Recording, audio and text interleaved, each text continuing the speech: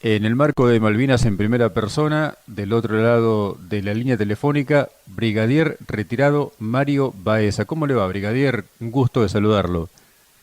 Buenos días, Fernando. Un gusto estar con ustedes y aportar información sobre un tema tan importante como el tema Malvinas para el pueblo argentino.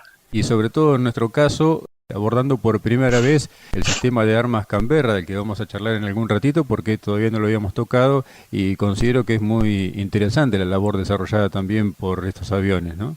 Sí, sí, es un escuadrón de armas no muy conocido por la ubicación y por la tarea, pero que realmente hizo una contribución importante a las operaciones del año 1982. Sin lugar a dudas. Brigadier, ¿por qué se produce su llegada a la Fuerza Aérea?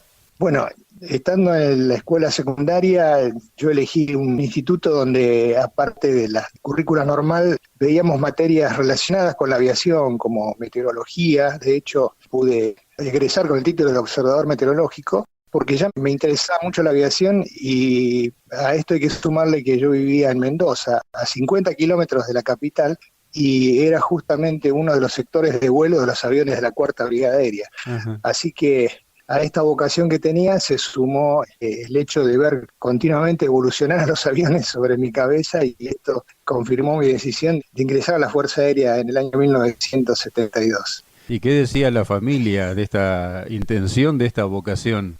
En realidad no conocían mucho sobre, ni yo mismo conocía sobre la estructura de la Escuela de Aviación y la carrera, pero me apoyaron en forma incondicional y bueno, gracias a Dios pude ingresar y hacer en el año 1976 el curso de aviador. Ujú.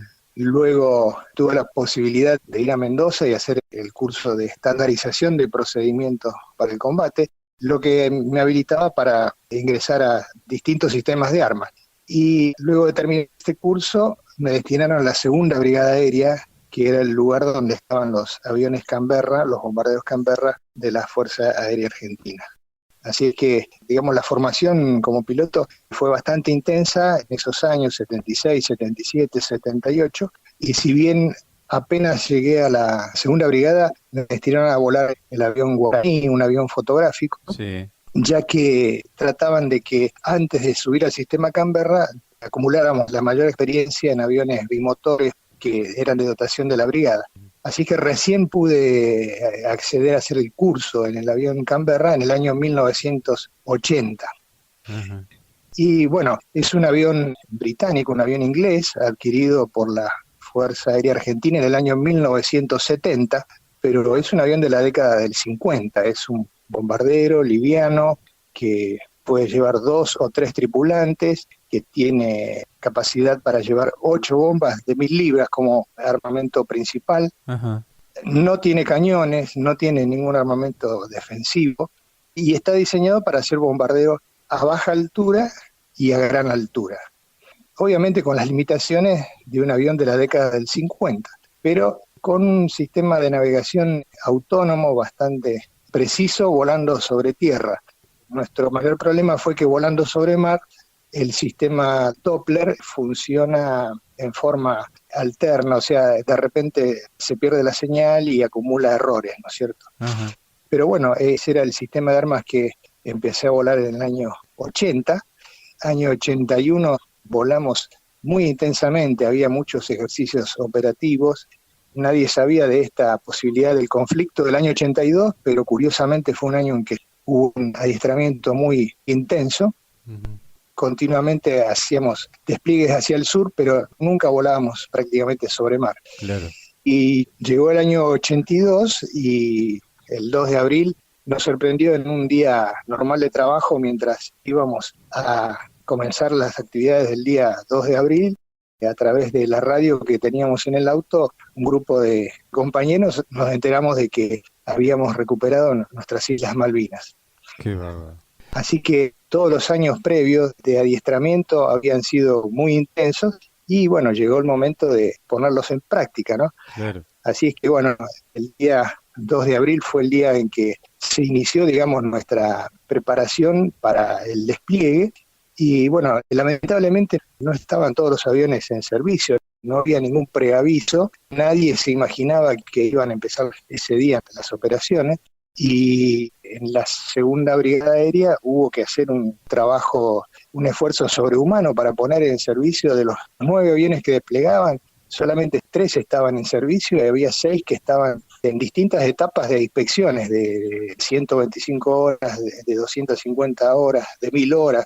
O sea, normalmente los aviones, a medida que acumulan horas, tienen que pasar inspecciones. Claro. Y a veces esas inspecciones pueden demorar 2 semanas, 3 semanas o a veces varios meses, ¿no? Con las inspecciones de 1000 horas.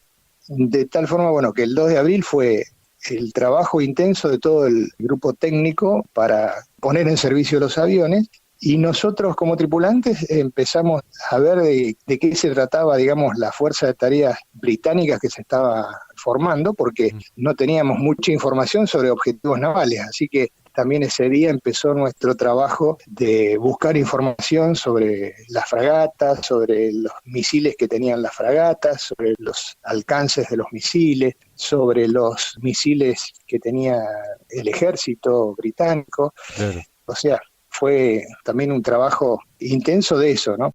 Y el día 10 de abril comenzó el despliegue de los primeros aviones desde la Segunda Brigada Aérea de Paraná hasta la base aeronaval Almirante Sar, que era el lugar asignado para desplegar los aviones en la ciudad de Trelew. Ajá. Así que fue un trabajo, digamos, muy grande desde el punto de vista logístico, ¿no? Porque no solamente que había que llevar los aviones, sino que por tierra tenía que salir una columna de camiones llevando el armamento, digamos, los repuestos, todas las bombas. Claro. Imagínense que toda esa columna, digamos, de logística tenía que pasar por el túnel subfluvial de Paraná para salir a la ruta, ¿no? Sí. Así que fue un trabajo muy intenso. Lo interrumpo por un instante. Usted me hablaba de la tripulación, que eran 2 o 3 tripulantes. Uno piloto y el otro tripulante, ¿cuál era el rol que cumplía dentro del Canberra? Claro, el Canberra lleva un piloto y en la parte trasera tiene 2 asientos eyectables. Uno para el navegador, que es el responsable de llevar la navegación y asesorar al piloto sobre dónde ir, los rumbos, las distancias. Y a la derecha del navegador va un bombardero. Para hacer tiro en altura desde 20.000, 30.000, 40.000 pies, el bombardero tiene que desatarse de su asiento eyectable y acostarse en la parte delantera del avión, donde tiene una nariz fuselada, una nariz transparente, y allí hay una mira, el avión tiene una mira para hacer tiro desde altura, pero es una mira visual, o sea, el navegador tiene que ver el blanco, tiene que hacer un tiro o de día o en condiciones en que se vea el blanco. Durante el conflicto del 82 volamos solamente piloto y navegador, porque era imposible hacer puntería a gran altura, primero porque siempre las condiciones del tiempo eran malas, estaba cubierto, había distintas capas de nubes a distintos niveles, y después que la mayoría de las salidas terminaron siendo nocturnas, de tal forma que el tiro que se hizo, cuando se hizo tiro en altura, era un tiro dirigido por el radar de Malvinas. El radar de Malvinas diseñaba una ruta de ingreso. El radar de Malvinas sabía que una bomba nuestra desde 40.000 pies recorría 2 millas, por ejemplo, hasta llegar al blanco. Entonces, como el radar sabía dónde estaba el blanco en su pantalla, 2 millas antes nos ordenaba el tiro en esa ruta de ingreso. Bien. O sea que ese fue el procedimiento que se usó para tiro en altura.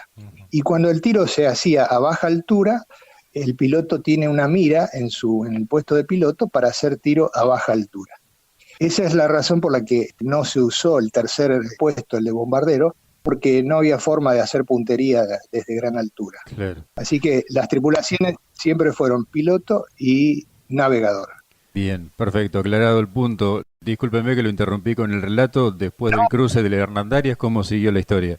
Y bueno, después del cruce, mitad de abril, 15, 16 de abril, empezamos a tratar de organizar la base de despliegue y empezamos a hacer adiestramiento, sobre todo para rehabilitar a las tripulaciones que se sumaban al escuadrón Canberra, que venían de otros destinos. O sea, había capitanes que habían dejado de volar el año anterior y que se habían ido a hacer cursos de perfeccionamiento en la escuela de guerra, que los convocaron para volar en el conflicto del 82. Entonces, lo primero que había que hacer era rehabilitar a las tripulaciones.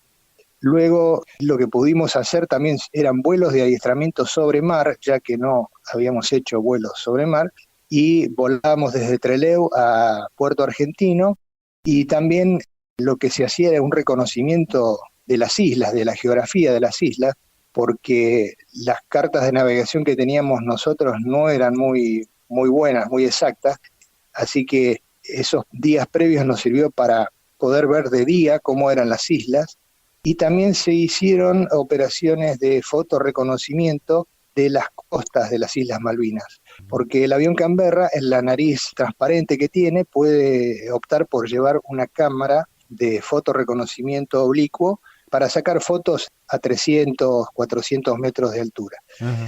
Así que personalmente el día 23 de abril me tocó hacer un vuelo con cámaras de reconocimiento, el número es F95, a la zona del Estrecho San Carlos, y sacamos fotos de ambas márgenes del Estrecho San Carlos y fotografías de todas las costas norte de las islas, de la isla Soledad y la isla Gran Malvina, para llevarle información al comando de la FAS sobre cómo eran las costas y cuáles eran los posibles lugares de desembarco. Así que fueron varias salidas de varios aviones que, después de sobrevolar Malvinas, aterrizamos en Comodoro Rivadavia, y allí había un centro fotográfico dependiente de la Segunda Brigada Aérea también, que retiraba los rollos de las fotos, los revelaba y se los ponía a disposición de la Fuerza Aérea Sur. La primera salida, fuera de lo que fueron esos relevamientos y toda la parte de adiestramiento previo, la primera salida, digamos, no sé si en situación de combate, o si se puede llamar así, ¿cuándo fue para el Escuadrón Canberra? Para el Escuadrón Canberra, la primera salida para una acción ofensiva ocurrió el día 26 de abril. El 26 de abril, a las 7 de la mañana, despegamos 3 aviones desde Trelew hasta Río Grande, y la primera salida ordenada era un ataque a un objetivo naval ubicado en las Islas Georgias, porque recordarán que la Fuerza de Tareas Británicas se dividió en dos antes de llegar al 1 de mayo al ataque a Puerto Argentino.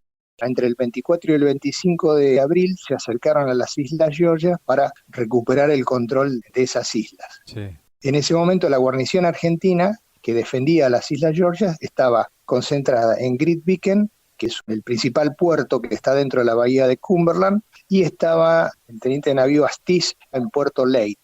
El día 25 a primera hora comenzó la reconquista, digamos, el operativo de ataque de la fuerza inglesa sobre las Islas Georgias, y el 25 a la noche se rindieron toda la guarnición argentina en los dos lugares. Pero de cualquier forma, por alguna razón nosotros no nos había llegado esa información. El día 26 se produjo esta salida que tenía como objetivo atacar al buque Endurance, que era el buque polar principal de dotación de los ingleses, más un destructor y 2 fragatas que acompañaban esa operación. El principal problema no era el ataque a las fragatas, sino era cómo llegar hasta allí, porque llegamos con el límite de la autonomía del avión. O sea, el avión, para hacer esa operación, estaba equipado solamente con 2 bombas de 1000 libras que estaban colocadas en los pilones de ambos planos, y todo el portabombas del avión, en vez de llevar bombas, llevaba un gran tanque de combustible que nos permitía volar aproximadamente 6 horas de vuelo. Ajá. Así que el principal problema de este ataque era que estábamos al límite de nuestra autonomía, y que también en este momento no teníamos trajes antiexposición para, digamos, en el caso de una eyección, claro, no teníamos buen pronóstico, digamos, de supervivencia en esa zona. De cualquier forma, el día 26 de abril, al mediodía, despegamos 3 aviones, yo era el numeral número 2, tuvimos la asistencia de un Boeing 707, porque nuestro sistema de navegación, digamos, no era bueno sobre mar, y menos en un tramo así de 1000 millas. Así que los 3 aviones le formamos, teníamos un Boeing que tenían en ese momento sistemas de navegación inercial, y seguimos la trayectoria del Boeing hasta el punto de descenso, que era el oeste de la isla San Pedro, prácticamente donde empezaba las Georgias. Uh-huh. En el medio de la ruta se tuvo que volver el guía, porque uno de los requisitos para poder llegar era que apenas termináramos de consumir los tanques de puntera, los pudiéramos eyectar. porque si no, la resistencia al avance de esos tanques colocados no nos permitían, digamos, por consumo de combustible, ir y volver a las islas. Así que el guía se tuvo que volver, el primer teniente Esproviero, que era el número 3, pasó a ser el guía, o sea, de hecho seguimos 2 aviones, y cuando estábamos en descenso, recibimos la comunicación de un Hércules, un C-130, que iba a las islas, digamos, en forma adelantada, para poder decirnos dónde estaban los blancos, ¿no es cierto? Si los buques estaban fuera de la bahía o en la bahía. Uh-huh. Los buques en ese momento habían ingresado a la bahía, estaban amarrados en Grytviken, y las condiciones meteorológicas eran muy malas, o sea, no había visibilidad, se cerró por completo y era imposible entrar en forma visual para atacar adentro de esa bahía, ¿no es cierto?, porque estaba rodeada de montañas muy elevadas. Así que, en base a la información de que da el C-130 adelantado, el guía decide volver y se prepara la operación para hacerla el día siguiente, el día 27. Y el día 27, mientras estamos en cabecera, a punto de despegar prácticamente, nos ordenan cancelar esta operación. Claro, nosotros no sabíamos que el día 25 ya había terminado la resistencia allí en las Islas Georgia y que el día 26 casi todos los prisioneros argentinos ya estaban a bordo del Endurance, así que no había tenido ninguna efectividad el ataque. Claro. Pero bueno, de cualquier forma, digamos, nos sirvió a nosotros para entrar en situación de combate y para chequear las características, las performances del avión volando sobre mar, ¿no? Así que esta fue la primera operación desde Río Grande, donde estuvimos hasta el día 29 de abril desplegados ahí esperando si pasaba algo, había algún cambio en la situación de Georgia, y el día 29 de abril regresamos a Trelew. Brigadier, ¿qué sensaciones se percibieron en esa primera misión que, más allá de que fue abortada, digamos, los puso en situación de combate precisamente, o de una posibilidad de combate? Como piloto, como tripulante de un avión prácticamente indefenso, en situación de indefensión ustedes, ¿no? Porque no tenían armamento para defensa. ¿Qué se sentía ahí adentro del avión? Bueno, por un lado sí, nos dábamos cuenta de las limitaciones que teníamos y de la poca probabilidad que teníamos de llegar. Pero bueno, ocurrió una situación particular, que es que en la reunión previa, los tripulantes de Hércules, que ya habían estado en las Islas Georgias, nos dieron un panorama de cómo era la geografía, cómo era el lugar, nos dieron datos muy importantes.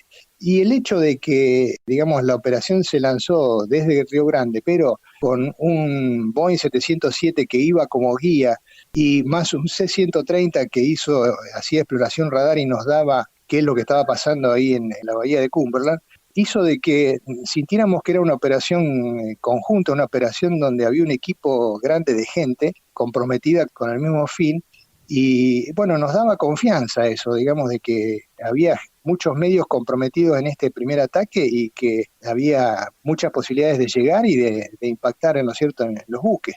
Desafortunadamente, bueno, el primer día la meteorología nos jugó una mala pasada y el segundo día se canceló. Pero bueno, nos demostró que el avión, digamos, tenía la posibilidad de llegar a blancos muy lejanos, ¿no? Claro. ¿Esa situación de indefensión del Canberra se mantuvo a lo largo de todo el conflicto o en algún momento pudieron dotarlo de alguna posibilidad de defensa antiaérea o antimisil o algo? Sí, esa situación de indefensión se redujo en parte porque durante el mes de abril el grupo técnico de la Segunda Brigada, el grupo de oficiales y técnicos que trabajaban allí, diseñaron un sistema de defensa electrónica pasiva. O sea, teníamos la información de cuáles eran las principales amenazas de la Fuerza de Tareas Inglesa, que era el misil Sea Dart, sí, de las fragatas, que podía llegar hasta 50.000 pies, y teníamos el dato de los misiles Sidewinder de los aviones Harrier, que era una versión muy avanzada que era muy efectiva. Uh-huh. Entonces, ante esa amenaza, se construyó un sistema, digamos, de contramedidas electrónicas pasivas, que eran un cartucho de unos 20 centímetros, un poco más, 35 centímetros, en el cual se colocaba la mitad del cartucho, un grano de pólvora que quemaba a más de 500 grados y que, digamos, era como una especie de bengala que podía llegar a atraer a las cabezas infrarrojas de los misiles Sidewinder. Ajá. Y la otra parte de ese cartucho se colocaban tiras metálicas que tenían la mitad de la longitud de onda del radar del misil SIDAR. Esas dos contramedidas se liberaban mediante la expulsión de este cartucho que en forma simultánea despedía por un lado el chaff y luego quemaba la bengala a estos 500 grados. Ujú. O sea que no teníamos opción de decir, bueno, lanzo bengala o lanzo chaff. Cada lanzador largaba las dos cosas a la vez y teníamos 7 de estos cartuchos ubicados en la parte trasera del avión y los operaba el navegador desde Ajá. el puesto del navegador. El problema es que no teníamos ningún radar warning que se llama, que nos avisara que estuviéramos siendo iluminados por un radar de un misil o por el radar de un avión Harrier, Sí. etcétera. Entonces lo accionamos cuando o teníamos el dato de que, o que el radar nos avisaba de que estaban lanzando misiles, o cuando estábamos en las proximidades de un avión Harrier que estuviera muy cerca alcanzando a nuestro avión. Claro. Entonces, esto fue digamos, una solución hecha sobre la marcha que realmente, bueno, sabemos que fue efectiva y que evitó muchos derribos y que, bueno, se aplicaba en forma así media intuitiva porque no teníamos el dato exacto de cuándo lanzarlo, Claro. pero esto ya lo teníamos disponible a partir del 1 de mayo en todos los aviones.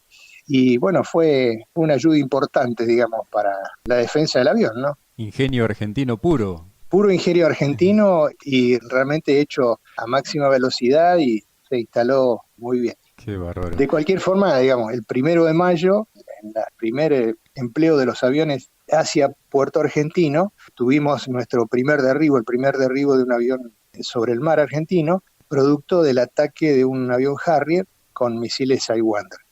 Pero bueno, pudimos haber tenido mayor cantidad de bajas ya ese primer día, hubo 6 salidas y volvió el guía de la primera escuadrilla con daños en una puntera de plano por explosión de un misil, y en la segunda escuadrilla el derribo del numeral número 2, el primer teniente de Ibáñez y el capitán Mario Hipólito González. Ese fue el día en que realmente, bueno, comenzaron el grueso de las operaciones del sistema Canberra, ¿no? El 1 de mayo, que es una bisagra para todo el conflicto y un día muy especial fundamentalmente para la Fuerza Aérea. Ya lo creo, sí, y fue el día donde se comprometió toda la Fuerza Aérea para atacar a todos los buques que se estaban acercando a Puerto Argentino. Y bueno, en ese día, desde muy temprano que supimos del ataque, estuvimos alistados, listos para salir a un primer ataque, pero recién a las 15:30 le llegó la orden de despegue a las 2 escuadrillas que tenían que atacar a las fragatas que estaban ubicadas frente a Puerto Argentino. Uh-huh. Allí, bueno, nuestro primer problema es que la ruta de todos los aviones de la Fuerza Aérea en ese día fueron desde Río Gallegos, desde Río Grande hacia Puerto Argentino, mientras que la ruta de las escuadrillas de Canberra era desde Trelew hacia Puerto Argentino. Y en esa ruta pasábamos por el norte de las Islas Malvinas y no teníamos el dato de inteligencia de que justo al norte de Malvinas había una concentración de una parte de la flota inglesa. Claro. Y junto con la flota, había antes de la flota varias patrullas de aviones Harrier protegiendo a la flota y volando sobre la flota. De tal forma que las primeras escuadrillas, incluso con mala meteorología, o sea, porque la meteorología no era muy buena, descendieron para tratar de estar en vuelo bajo antes de llegar a Malvinas, pero apenas aparecieron bajo nubes, se encontraron, debajo de la capa de nubes, se encontraron de repente con los Harrier que estaban orbitando, estaban haciendo vigilancia y que seguramente con sus radares ya ubicaron a estas 2 escuadrillas que venían hacia las Islas Malvinas. Así es que esas primeras escuadrillas no pudieron llegar porque los Harrier los fueron persiguiendo uno por uno y solamente, bueno, tuvimos un avión averiado y otro derribado y los otros regresaron al continente. ¿La tripulación del que fue derribado se perdió? La tripulación del avión que fue derribado, uno de los numerales de la escuadrilla vio que se eyectaban y que caían al mar. O sea que tuvieron la posibilidad de subirse a un bote y esperar un tiempo ahí en ese lugar. Se dio aviso a la Armada y el buque Aviso Sobral se dirigió al día siguiente hacia esas coordenadas pero cuando estaba próximo a ese lugar fue atacado por helicópteros británicos Ajá. y tuvo varias bajas, murió el capitán que iba a cargo de esa embarcación y quedó a la deriva, volvió de casualidad hacia el continente, así que a esa primera tripulación no hubo posibilidad de rescatarla y a eso hay que agregarle que no llevaban tampoco trajes antiexposición, Claro. con lo cual suponemos que mucho tiempo no pueden haber sobrevivido en medio del Atlántico, ¿no? Después de ese 1 de mayo, ¿cómo se sucedieron las salidas para el Escuadrón Canberra? Después de eso hubo varias operaciones, a mí me tocó el día 3 de mayo hacer una salida hacia el norte de Malvinas, donde aparentemente había objetivos navales y volamos desde Puerto Deseado hacia el norte de Malvinas a unas coordenadas que nos habían dado, pero evidentemente la información no era actualizada, o sea, llegamos al lugar y no había ningún objetivo. Y bueno, después hubo un tiempo donde se lo usó al avión Canberra para hacer más que nada exploración y reconocimiento de toda la zona este de Trelew, tratando de encontrar algún blanco naval rentable que fuera importante para la logística de la flota. Bien.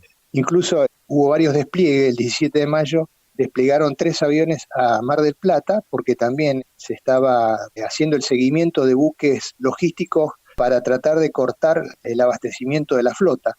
Pero bueno, también ese día no pudieron ver con exactitud la ubicación del blanco y no se hizo el ataque.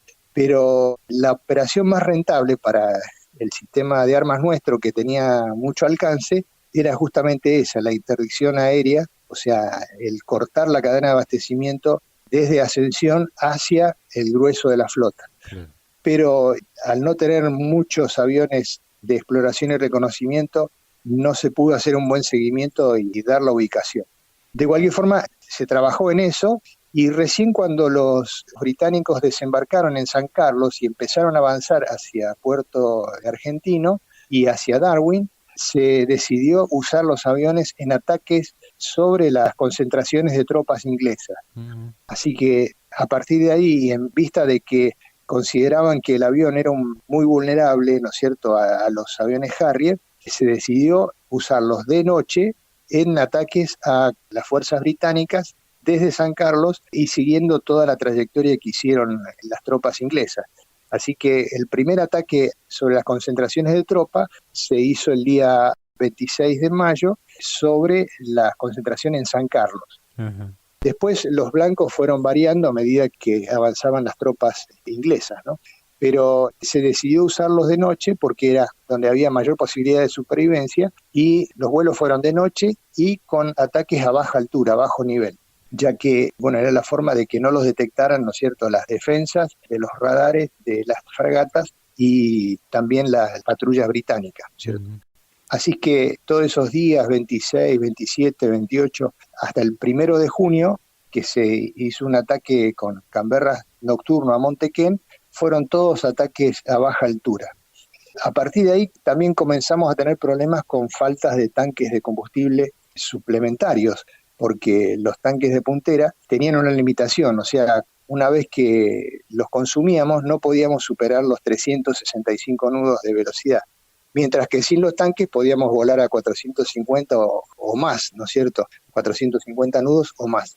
Así que en muchos de los ataques, cuando tenían amenaza de persecución de patrullas inglesas, las escuadrillas iban eyectando los tanques y nos íbamos quedando sin tanques de puntera. Claro. Así que el 4 de junio se decide hacer ataques a gran altura, porque a gran altura el consumo de combustible es mucho menor y solamente con la capacidad de los tanques principales alcanzaba para ir y volver sin inconvenientes a 40.000 pies.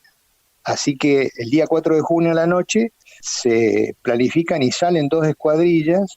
Yo en ese caso iba en la primera escuadrilla, donde navegamos, digamos, a 40.000 pies y nos dirigimos a Montequén, y allí es donde se pone a prueba el sistema que yo le contaba, que el radar nos guía en la ruta de aproximación para pasar bien sobre blanco y también nos guía en el tiro y nos dice lanzamiento ya, o sea, nos da la orden de tirar cuando estábamos en el punto exacto para poder impactar en el blanco. Así que allí, bueno, también se puso a prueba, ¿no es cierto?, esta coordinación con el radar. Nosotros no acostumbramos a trabajar así tan cercanos con el radar. Normalmente los aviones Mirage, los Mirage 3, son los aviones que más trabajan con el radar y que están acostumbrados a trabajar coordinadamente con el radar. Pero bueno, esa noche pudimos utilizar al máximo la capacidad del avión, o sea, con 8 bombas de 1000 libras sobre Monte Kent. Y bueno, realmente el trabajo del radar no solamente fue importante para hacer el lanzamiento de bombas, sino que inmediatamente el radar nos avisó que había misiles yendo hacia nosotros, digamos, con lo cual acudimos a la única defensa que teníamos, que era accionar chaff y bengala, ¿no es cierto?, en forma alternativa.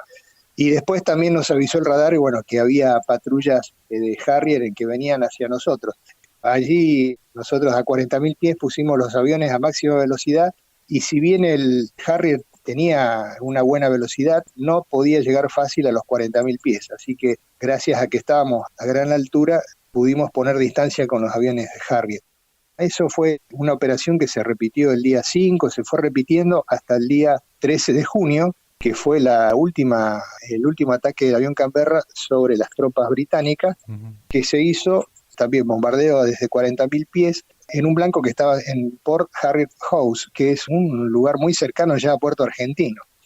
O sea que los blancos se fueron acercando cada vez más a Puerto Argentino porque el avance de las tropas era muy importante hacia Puerto Argentino. Claro. Y en esa misión del día 13 de junio, a pesar de las contramedidas que tuvimos, es derribado el jefe de escuadrilla, el capitán Pastrán, y a último momento alcanza a eyectarse.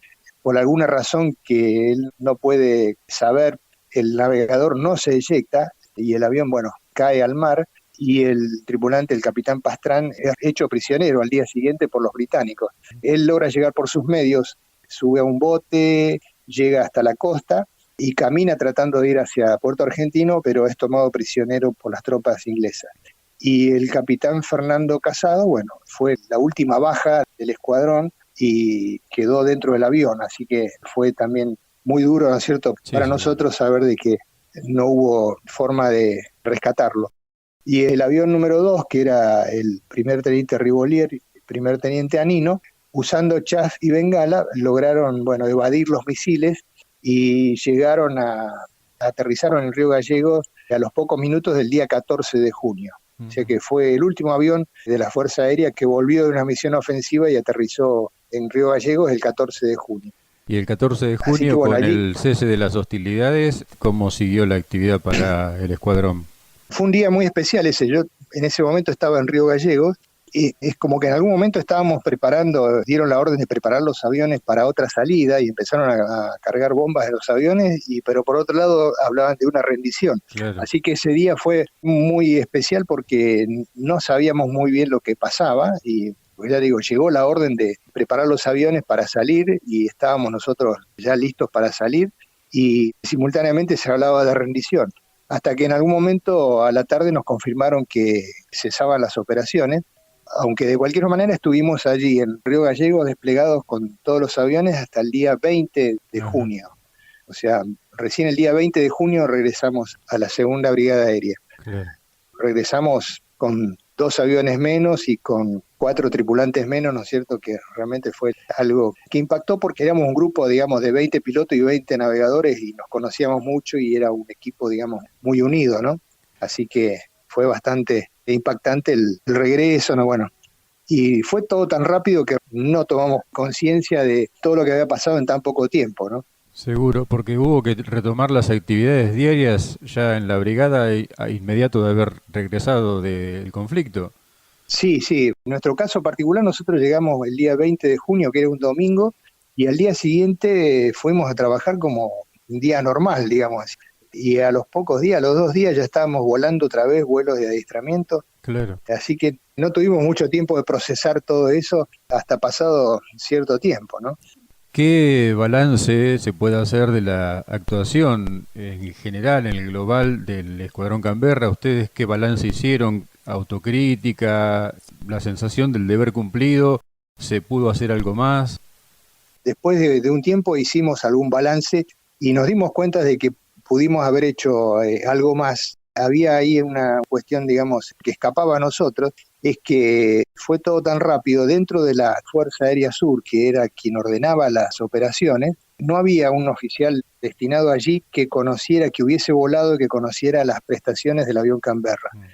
Entonces, es como que no conocían cómo utilizar el avión. El avión estaba preparado para hacer operaciones en forma individual y al enviar escuadrillas nocturnas nos obligaban a hacer salidas con formación nocturna que eran bastante difíciles porque volar nocturno formado en esa zona significaba que por ahí descuidáramos otras cosas, digamos, que por ahí hubo tripulaciones que entraron en desorientación espacial, mientras que se podía haber hecho salidas en forma individual con mayor efectividad, porque estaba preparado el avión para eso.